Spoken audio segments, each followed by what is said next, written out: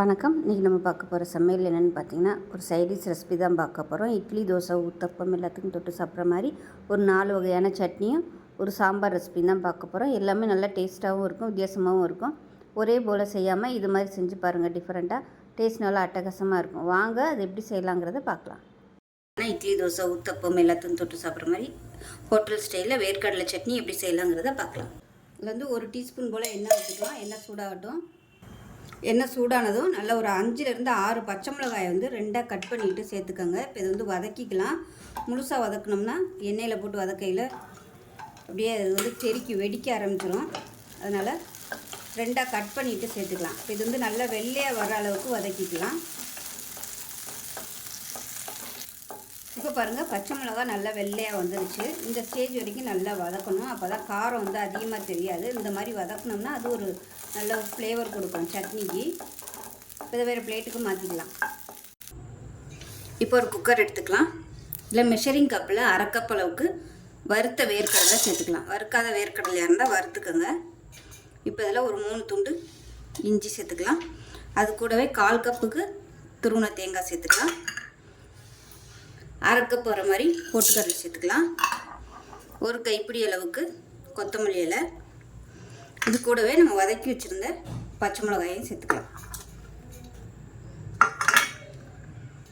தேவையான அளவுக்கு உப்பு. இப்போ தண்ணி சேர்த்துக்கலாம். இப்போ இதை நல்லா நைஸாக அரைச்சிட்டு வந்துட்டு பார்க்கலாம். இப்போ பாருங்கள், நல்லா நைஸாக அரைச்சாச்சு. ஸோ நான் வந்து கெட்டியாக அரைச்சிருக்கேன். நீங்கள் தண்ணியாக வச்சுக்கிறதுனாலும் அரைச்சிக்கலாம். இப்போ சட்னிக்கு ஒரு தாளிப்பு கொடுத்துக்கலாம். அதில் ஒரு 2 டீஸ்பூன் எண்ணெய் ஊற்றிக்கலாம். எண்ணெய் சூடானது 1 டீஸ்பூன் கடுகு சேர்த்துக்கலாம். கடுகு பொரிய ஆரம்பிக்கும். கருவேப்பிலை சேர்த்துக்கலாம். இது கூடவே 5 வரமிளகா விதையை எடுத்துட்டு சின்னதாக கட் பண்ணிவிட்டு சேர்த்துக்கோங்க. அந்த வரமிளகா நல்லா அப்படியே வறுபடணும். இதுதான் சட்னிக்கு வந்து நல்ல ஒரு ஃப்ளேவர் கொடுக்கும். இப்போ நல்லா வறுபட்டுருச்சு. இதில் பெருங்காயம் சேர்த்துக்கலாம். இப்போ கேஸ் அமர்த்திடலாம். அமர்த்திட்டு இந்த தாளிப்பை அப்படியே சட்னியில் கொட்டிடலாம். இந்த தாளிப்பை சட்னியில் சேர்த்துக்கலாம்.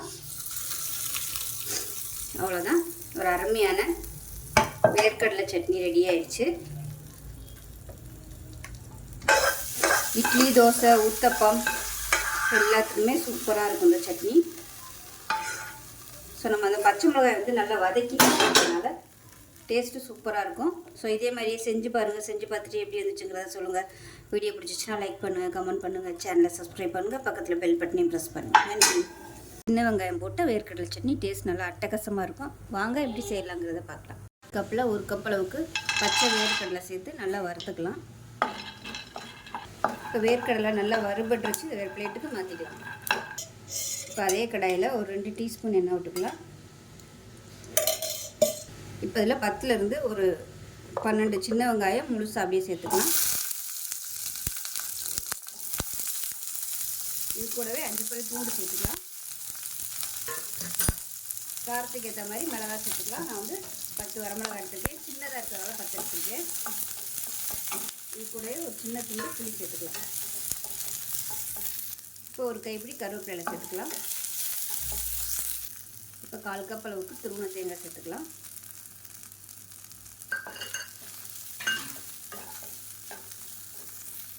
தேவையான அளவுக்கு உப்பு சேர்த்துக்கலாம்.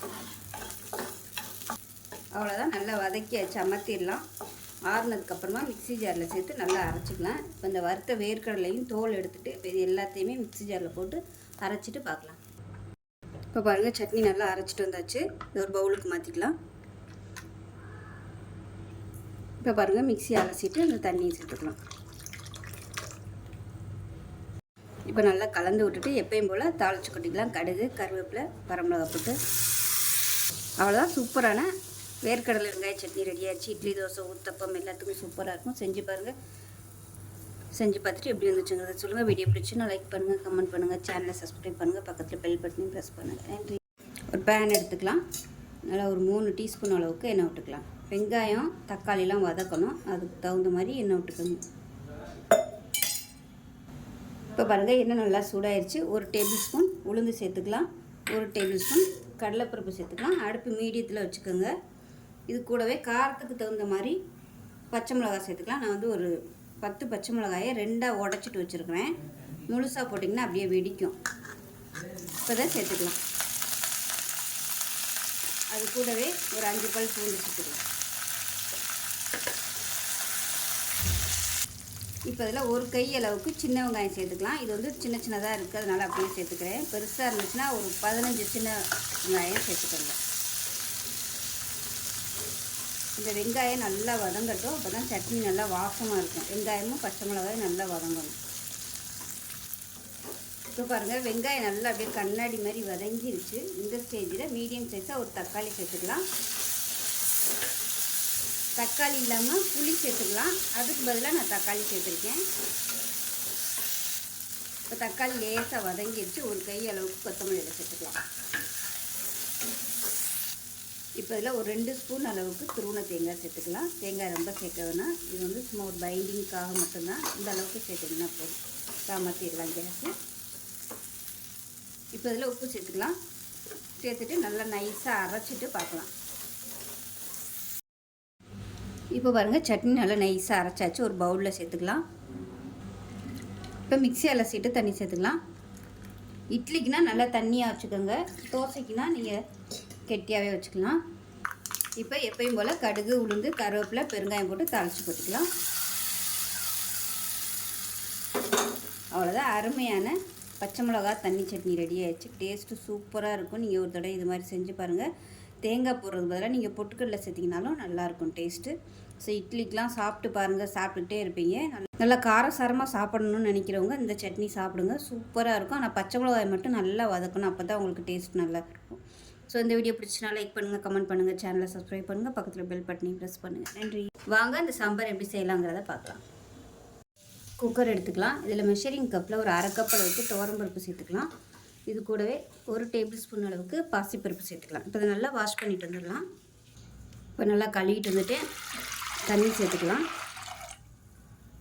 இப்போ இன்னும் கொஞ்சம் தண்ணி சேர்த்துக்கலாம். இப்போ இதில் 1 கப் வர மாதிரி பூசணிக்காய் சேர்த்துக்கலாம். மஞ்சள் பூசணிக்காய்.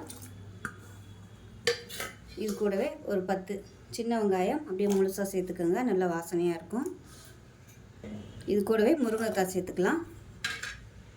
இப்போ இதில் 2 பச்சை மிளகாயை உடைச்சிட்டு சேர்த்துக்கலாம். இப்போ மீடியம் சைஸாக ஒரு தக்காளி சேர்த்துக்கலாம். 1/4 டீஸ்பூன் மஞ்சள்தூள் சேர்த்துக்கலாம். இப்போ 1 டீஸ்பூன் போல் எண்ணெய் விட்டுக்கலாம், பொங்கி ஊற்றாமல் இருக்கிறதுக்கு. இப்போ இதில் கொஞ்சமாக உப்பு சேர்த்துக்கலாம். இப்போ மூடி வச்சுட்டு நல்லா ஒரு 5 விசில் விட்டுட்டு ஸ்டீம் போனதுக்கப்புறம் பருப்பு எப்படி இருக்குன்னு பார்க்கலாம். இப்போ பாருங்கள், நல்லா சூப்பராக வந்துருச்சு. இப்போ இந்த முருங்கைக்காயை மட்டும் நம்ம எடுத்துகிட்டு மற்ற எல்லாத்தையுமே மசிச்சுக்கலாம். முருங்கைக்காயோடு சேர்த்து மசிச்சோம்னா குச்சி குச்சியாக வந்துடும். அதனால் முருங்கைக்காயை மட்டும் எடுத்துக்கலாம். இப்போ பாருங்கள், முருங்கைக்காய் எல்லாத்தையுமே எடுத்துட்டேன். இப்போ மேஷர் வச்சு நல்லா மசிச்சு விட்டுக்கலாம். நம்ம போட்டிருக்க அந்த பரங்கிக்காய் எல்லாத்தையுமே நல்லா மசிச்சு விட்டுக்கலாம். இப்போ தான் டேஸ்ட்டாக இருக்கும். இப்போ அதாவது பருப்பு, வெங்காயம், தக்காளி எல்லாத்தையுமே நல்லா மசிச்சாச்சு. அவ்வளோதான், தனியாக இருக்கட்டும். இப்போ வேறொரு கடாயை வச்சுக்கலாம். தேவையான அளவுக்கு எண்ணெய் சேர்த்துக்கலாம். எண்ணெய் நல்லா சூடாயிருச்சு. 1 டீஸ்பூன் கடுகு, உளுந்து சேர்த்துக்கலாம். 1 டீஸ்பூன் சீரகம் சேர்த்துக்கலாம்.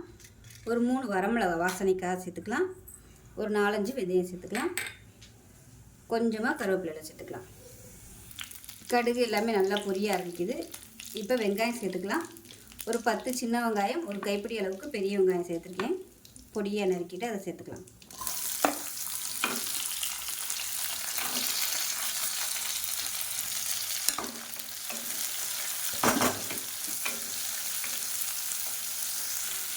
இப்போ வெங்காயம் நல்லா வதங்கிடுச்சு. இப்போ இதில் மீடியம் சைஸாக ஒரு தக்காளி சேர்த்துக்கலாம். மொத்தம் 2 தக்காளி, ஒன்று வந்து பருப்போட வேக விடையில் சேர்த்துருக்கேன். இப்போ ஒன்று சேர்த்துக்கலாம்.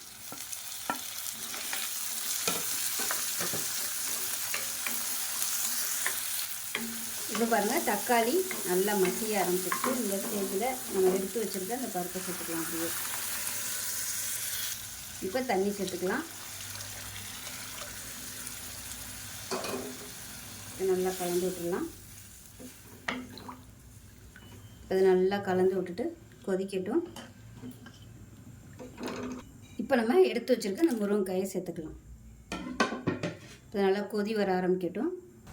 இப்போ பாருங்கள் நல்லா கொதிக்க ஆரம்பிச்சிருச்சு. இந்த ஸ்டேஜில் நம்ம வறுத்து வச்சுருக்கோம் இல்லையா, அந்த பொடியிலேருந்து நல்லா ஒரு 2 டீஸ்பூன் அளவுக்கு சேர்த்துக்கலாம். இந்த அளவுக்கு சேர்த்துக்கோங்க. சேர்த்துட்டு மிச்சத்தை அடுத்த தடவை யூஸ் பண்ணிக்கலாம். இப்போ நல்லா கலந்து விட்டுக்கணும். இது நீங்கள் தண்ணியில் கரைச்சிட்டு கூட நீங்கள் சேர்த்துக்கலாம். நல்லா மிக்சிங் ஆயிரும். இப்போ இதில் உப்பு சேர்த்துக்கலாம். உங்களுக்கு அந்த மசாலா டேஸ்ட்டை பார்த்துக்கிட்டு இன்னும் கூட பொடி தேவைப்பட்டுச்சுன்னா சேர்த்துக்கோங்க. நான் வந்து இன்னும் ஒரு டீஸ்பூன் சேர்த்துக்கிறேன். இந்த மாதிரி தூணாப்பில் விட்டுக்கோங்க. அப்போ தான் சீக்கிரமாகவே மிக்சிங் ஆகும். இல்லைன்னா தண்ணியில் கரைச்சிட்டு சேர்த்துக்கோங்க. இப்போ பாருங்கள் சாம்பார் சூப்பராக ரெடி ஆயிடுச்சு. கெட்டியாகிடுச்சுன்னா சுடுதண்ணி கலந்து கொதிக்க விட்டுக்கோங்க. இப்போ மேலாப்பில் கொத்தமல்லியில் சேர்த்துட்டு மாற்றிடலாம். ஸோ இது மாதிரி ஒரு தடவை சாம்பார் செஞ்சு பாருங்கள். டேஸ்ட்டு சூப்பராக இருக்கும். நீங்கள் இதே மெத்தடில் வெறும் பாசிப்பருப்பில் கூட செய்யலாம். பாசிப்பருப்பு அதிகமாக போட்டு துவரம் பருப்பு கொஞ்சமாக போட்டு கூட செய்யலாம், நல்லாயிருக்கும். ஸோ அவ்வளோதான். இந்த வீடியோ பிடிச்சிச்சுன்னா லைக் பண்ணுங்கள், கமெண்ட் பண்ணுங்கள், சேனலை சப்ஸ்கிரைப் பண்ணுங்கள், பக்கத்தில் பெல் பட்டனையும் ப்ரெஸ் பண்ணுங்கள். நன்றி.